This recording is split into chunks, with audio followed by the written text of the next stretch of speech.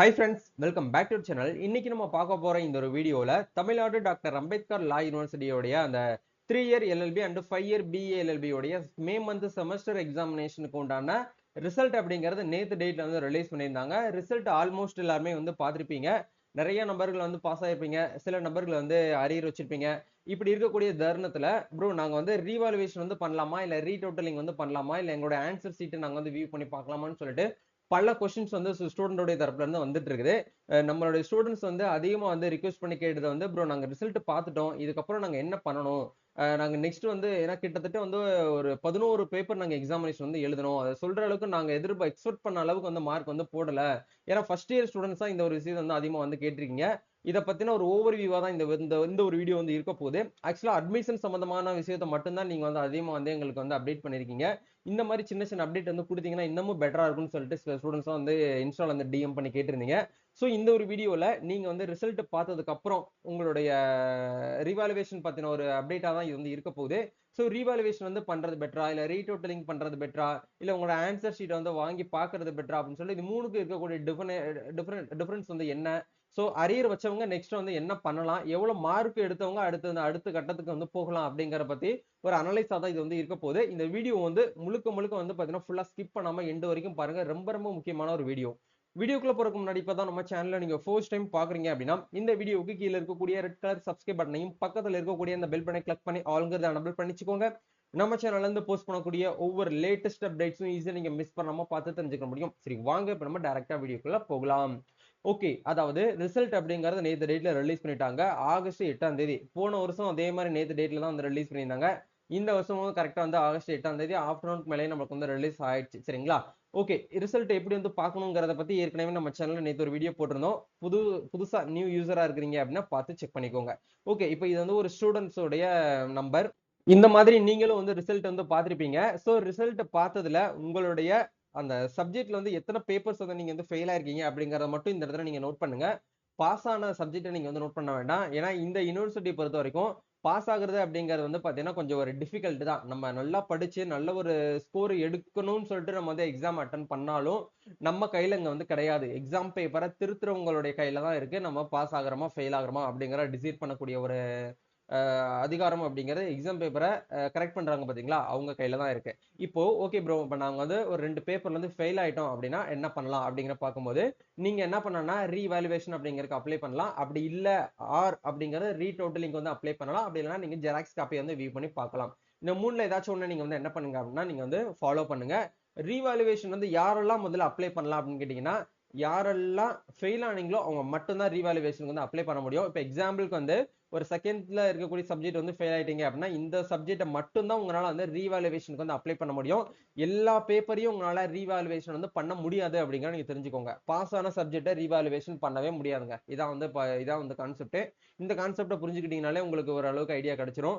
ஏன்னா நிறைய பேர் மார்க் வந்து ஸ்கோர் பண்ணணும் அப்படின்னு நினைக்கக்கூடியவங்க ரீவேல்யூவேஷன் வந்து பண்ணுவாங்க. இப்போ எக்ஸாம்பிளுக்கு இந்த ஸ்டூடெண்ட்ஸ் வந்து 80 வந்து எடுத்திருக்காங்க. அந்த 80 வந்து பாத்தீங்கன்னா அவங்களுடைய ஹோப் படி நான் வந்து ஒரு 95 எடுக்கிறதுக்கு எனக்கு வந்து ஒரு ஹோப் இருக்கு என்கிட்ட. என்னுடைய ஆன்சர் ஷீட்ல எனக்கு வந்து நம்பிக்கை இருக்கு அப்படிங்கிற போது நீங்க ரீவேல்யூவேஷன் பண்ணலாமான்னு கேட்டீங்கன்னா நீங்க பண்ண முடியாது. எந்த சப்ஜெக்ட்ல அரியர் வச்சிருக்கீங்களோ அந்த சப்ஜெக்ட்டை மட்டும்தான் உங்களால வந்து ரீவேல்யூவேஷனுக்கு வந்து உங்களால வந்து அப்ளிகேஷன் வந்து பண்ண முடியும். சரிங்களா? ரீவேல்யூவேஷன் பண்றதுக்கு எவ்வளவு ஃபீஸ் ப்ரோ பண்ணணும், இது எங்க ப்ரோ பண்ணணும்னு கேட்டீங்கன்னா எல்லாமே உங்களுடைய மொபைல் போன் மூலியமாவே பண்ணாலே போதும். இதுக்காக நீங்க யூனிவர்சிட்டியை போய் கான்டாக்ட் பண்ணணுங்கிற அவசியம் கிடையாது. நீங்க கரண்டா எந்த காலேஜ்ல படிச்சிட்டு இருக்கீங்களோ அந்த காலேஜோட பிரின்சிபல் கிட்ட போயிட்டு நீங்க வந்து பேசணுங்கிற அவசியம் வந்து கிடையாது. எல்லாமே ஒட்டுமொத்தமா ஆன்லைன்லயே யூனிவர்சிட்டி வெப்சைட்லயே நீங்க வந்து என்ன பண்ணிக்கலாம் அப்படின்னா ரீவேல்யூவேஷனுக்கு வந்து அப்ளை பண்ணலாம். ரீடோட்டலிங் வந்து அப்ளை பண்ணலாம். ஆன்சர் ஸ்கிரிப்ட்டுக்கும் நீங்க வந்து அப்ளை பண்ணலாம். சரிங்களா? இப்போ இந்த ரீவேல்யூவேஷன் பண்றதுக்கு வந்து 400 ரூபீஸ் வந்து ஈச் சப்ஜெக்ட்டுக்கு நீங்க வந்து அப்ளை பண்ற மாதிரி இருக்கும். சரிங்களா? ஈச் சப்ஜெக்ட் அப்படின்னா ஒரு சப்ஜெக்ட்டுக்கு 400 ரூபாய் பேமெண்ட் பண்ணணும். 2 சப்ஜெக்ட்டுக்கு அப்படின்னா 800 ரூபாய் நீங்க வந்து ஜிபே உங்களுடைய அக்கௌண்ட்ல இருந்து அமௌண்ட் வந்து பேமெண்ட் பண்ணி தான் நீங்க வந்து ரீவேல்யூவேஷனுக்கு வந்து அப்ளை பண்ண முடியும். சரிங்களா? அப்போ இந்த ரீவேல்யூவேஷனுக்கும் ரீடோட்டலிங்க்கும் என்ன டிஃபரன்ஸ் ப்ரோ அப்படின்னு சொல்லிட்டு சில ஸ்டூடெண்ட்ஸ் வந்து கேட்பீங்க. ரீவேல்யூவேஷன் அப்படின்னா உங்களுடைய ஆன்சர் பேப்பர் இப்போ எக்ஸாம்பிளுக்கு வந்து பாத்தீங்க அப்படின்னா தாட்ஸ் பேப்பர் வச்சுக்கோங்களேன். இல்ல உங்களுக்கு புரியுற மாதிரி சொல்லணும் அப்படின்னா கான்ஸ்டியூஷன் பேப்பரை நீங்க வந்து ரீவேல்யூவேஷன் வந்து போடணும்னு நினைக்கிறீங்க அப்படின்னா அந்த பேப்பரை வந்து என்ன பண்ணுவாங்க அப்படின்னா தனியா எடுத்துருவாங்க. அந்த பேப்பரை ஏற்கனவே ஒரு ஸ்டாஃப் வந்து திருத்திருப்பாங்க. அவங்கள தவிர்த்துட்டு மீதி வேற யாராவது அல்டர்னேட்டிவா ஒரு ஸ்டாஃப் வந்து கொடுத்து அவங்க கிட்ட இந்த பேப்பரை கையில கொடுத்து நீங்க கரெக்ட் பண்ணுங்க அப்படின்னு சொல்லிட்டு சொல்லிடுவாங்க. அப்படி கரெக்ட் பண்ணும்போது மேபி நீங்க எக்ஸாம்ல எழுதின அந்த ஆன்சர் ஷீட்ல சொல்ற அளவுக்கு நல்ல மார்க் வந்து ஓரளவுக்கு போடக்கூடிய ஒரு வாய்ப்பு வந்து இருந்துச்சு அப்படின்னா தாராளமா உங்களுக்கு மார்க் வந்து இன்க்ரீஸ் ஆகிறதுக்கான சான்சஸ் வந்து இருக்குது. அப்படி வந்து இன்க்ரீஸ் ஆகிறதுக்கு சான்சஸ் வந்து இல்ல அப்படின்னா மார்க் வந்து அதே மார்க்கா தான் இருக்கும். மார்க் வந்து குறையுமான்னு கேட்டீங்கன்னா பெருசா சொல்ற அளவுக்கு மார்க் வந்து ரெடியூஸ் ஆகிறதுக்கு சான்சஸ் அப்படிங்கிறது வந்து கிடையாது. ஏன்னா ஏற்கனவே ஒரு ஸ்டாஃப் வச்சு தான் உங்களோட பேப்பர் வந்து திருத்திருப்பாங்க. அப்போ அந்த இடத்துல கண்டென்ட் என்ன இருக்கோ அந்த கண்டென்ட்ல இருக்கக்கூடிய இருக்கிறத பேஸ் பண்ணி தான் மார்க் அப்படிங்கிற கரெக்ட் பண்ணி உங்களுக்கு வந்து ஆன்சருக்கு வந்து மார்க் வந்து போட்டிருப்பாங்க. இந்த கொஸ்டினுக்கு இவ்வளவு மார்க், 10க்கு 8 மார்க், 15க்கு வந்து 10 மார்க்னு சொல்லிட்டு உங்களுக்கு வந்து இந்த இடத்துல போட்டிருப்பாங்க. சரிங்களா? அப்படிங்கிற பட்சத்துல ரீவாலுவேஷன் அப்படிங்கிறது உங்களுடைய பேப்பர் வந்து டோட்டலா வேல்யூட் பண்றது. அதாவது மறு மதிப்பீடுன்னு சொல்லுவோம் இல்லையா? மறு மதிப்பீடு பண்றதுக்கு பேர் தான் ரீவாலுவேஷன். அப்ப ரீடோட்டலிங் வந்து பண்ணலாமான்னு கேட்டீங்கன்னா என்னுடைய பாயிண்ட் ஆஃப் வியூல நீங்க ரீடோட்டலிங் சொல்ற அளவுக்கு பெருசாலாம் டோட்டல் மிஸ்டேக் நடக்கிறதுக்கு சான்ஸ் இங்க வந்து கிடையாதுங்க. ஏன்னா வந்து ஒருத்தவங்க மட்டும் இதை வந்து பண்ண மாட்டாங்க. ஒருத்தவங்க இதை வந்து என்ன பண்ணுவாங்கன்னா பேப்பர் வந்து திருத்தி கரெக்ட் பண்ணிட்டு ஆன்சர் போட்டு சாரி ஆன்சருக்கு வந்து கரெக்ட் பண்ணி கொடுத்துருவாங்க. அதை டோட்டல் பண்றது இன்னொருத்தவங்க வந்து பாத்தீங்கன்னா என்ன பண்ணுவாங்கன்னா டோட்டல் பண்ணுவாங்க. அதுக்கப்புறம் அதை இன்னொருத்தவங்க கிராஸ் செக் பண்ணி தான் ஆன்லைன்ல அப்டேட் பண்ணுவாங்க. அதனால சொல்ற அளவுக்கு பெருசாலாம் வந்து உங்களுக்கு வந்து ரீடோட்டலிங் அதாவது டோட்டல் மிஸ்டேக் நடக்கிறதுக்கு இங்க சான்ஸ் வந்து ரொம்ப ரொம்ப கம்மி. நீங்க அமௌண்ட்டும் வேஸ்ட் பண்ண வேண்டாம். சரிங்களா? முடிஞ்சு உங்களுக்கு உங்களுடைய உங்களுடைய உங்க மேல ஸ்கோப் இருக்கு. உங்களோட ஆன்சர் சீட்ல வந்து ஸ்கோப் இருக்கக்கூடியவங்க மட்டும் வந்து ரீவாலுவேட் வந்து பண்ணுங்க. இல்ல ப்ரோ நான் எக்ஸாம்லாம் பெருசாலாம் எதுவும் பண்ணல, வீட்ல ஃபேமிலி இஷ்யூ இருந்துச்சு, அதனால ஏனோ தானோ தான் நான் வந்து எழுதினேன் அப்படிங்கிறவங்க தயவு செய்து நீங்க ரீவாலுவேஷன் வந்து பண்ண வேண்டாம். பண்ணி உங்களோட டைமும் வேஸ்ட் பண்ண வேண்டாம், உங்களுடைய மணியும் வேஸ்ட் பண்ண வேண்டாம். வரக்கூடிய நவம்பர் மந்த் எக்ஸாமினேஷன் வந்து செமஸ்டர் வந்து நடக்கும். அந்த செமஸ்டர்ல நீங்க என்ன பண்ணிக்கலாம்னா இந்த கரண்ட் பேப்பரையும் அந்த மெயினான பேப்பரையும் நீங்க வந்து என்ன பண்ணிக்கலாம் அப்படின்னா எக்ஸாமினேஷன் நீங்க வந்து அட்டன் பண்ணிக்க முடியும். சரிங்களா? அதனால என்னைக்குமே வந்து பாத்தீங்க அப்படின்னா ஒண்ணு போச்சு அப்படின்னா அதுக்கு இன்னொன்னு ஒரு ஆல்டர்னேட்டிவா ஒரு சொல்யூஷன் அப்படிங்கிறது கண்டிப்பா இருக்கதான் செய்யும். அதனால நீங்க இதையே நினைச்சு வந்து இன்னைக்கு வந்து ஃபீல் பண்ணணும் அப்படிங்கிற ஒரு அவசியம் வந்து இல்லைங்க. சரிங்களா? அதனால நிறைய பேர் வந்து ஃபீல் பண்ணி பேசுறீங்க ப்ரோ நல்லா வந்து எக்ஸ்பெக்ட் பண்ணோம். ஏன்னா நீங்க புது ஃபர்ஸ்ட் இயர் ஸ்டூடெண்ட் தான் அதிகமா இதை வந்து நீங்க வந்து ஃபீல் பண்றது போக போக உங்களுக்கு வந்து சரியாயிரும். சரிங்களா? ஏன்னா ஃபர்ஸ்ட் இயர் இந்த முறை தான் வந்து 2 செமஸ்டரையும் சேர்த்து ஒட்டு மொத்தமா 11 பேப்பர் 12 பேப்பர் எக்ஸாமினேஷன் வந்து அட்டன் பண்ணிருப்பீங்க. அப்படிங்கிற போது உங்களுக்கு வந்து ரொம்ப டிஃபிகல்ட்டா தான் இருக்கும். ஏன்னா லா சப்ஜெக்ட் அப்படிங்கிறது ஒரு சாதாரண ஒரு ஆர்ட்ஸ் அண்ட் சயின்ஸ் காலேஜோ இல்ல சாதாரண ஒரு இன்ஜினியரிங் பேப்பரோ இது வந்து கிடையாது. சரிங்களா? ஏன்னா எல்லாருக்குமே வந்து படிச்சு உள்ள என்ரோல்மெண்ட் பண்ணி உள்ள வந்தவங்களுக்கு தான் அதோடைய முக்கியத்துவம் அதோடைய அருமைகள் என்ன அப்படிங்கிறது தெரியும். நீங்க இந்த அளவுக்கு பாஸ் ஆனதே வந்து பெரிய விஷயம் அப்படிங்கிற நீங்க நீங்க நீங்க வந்து நினைச்சுக்கோங்க. சரிங்களா? இதான் வந்து கான்செப்ட். நல்லபடியா நீங்க மார்க் எடுத்திருக்கீங்களா அதே போதும். ஃபெயிலான சப்ஜெக்ட்ல மட்டும் ஏதாவது நம்ம முன்ன பின்ன மாத்தி ஏதாச்சும் ஒரு அதாவது நல்ல வழிகள்ல நம்ம வந்து பாஸ் ஆகிறதுக்கான வாய்ப்பை தான் நீங்க தேடணுமே தவிர நீங்க குறுக்கு வழிகள்ல போயிட்டு நம்ம வந்து பாஸ் ஆகணும் அப்படின்னு சொல்லி நினைச்சோம் அப்படின்னா இங்க எதுவுமே வந்து சாத்தியம் கிடையாது அப்படிங்கிற புரிஞ்சுக்கோங்க. சரிங்களா? இப்போ உங்களுக்கு புரிஞ்சிருக்கும். அப்ப இந்த ரீவேலுவேஷன் பண்றதுக்கு என்ன ப்ரோ ப்ரொசீஜர்னு கேட்டீங்கன்னா வேற ஒண்ணுமே கிடையாதுங்க.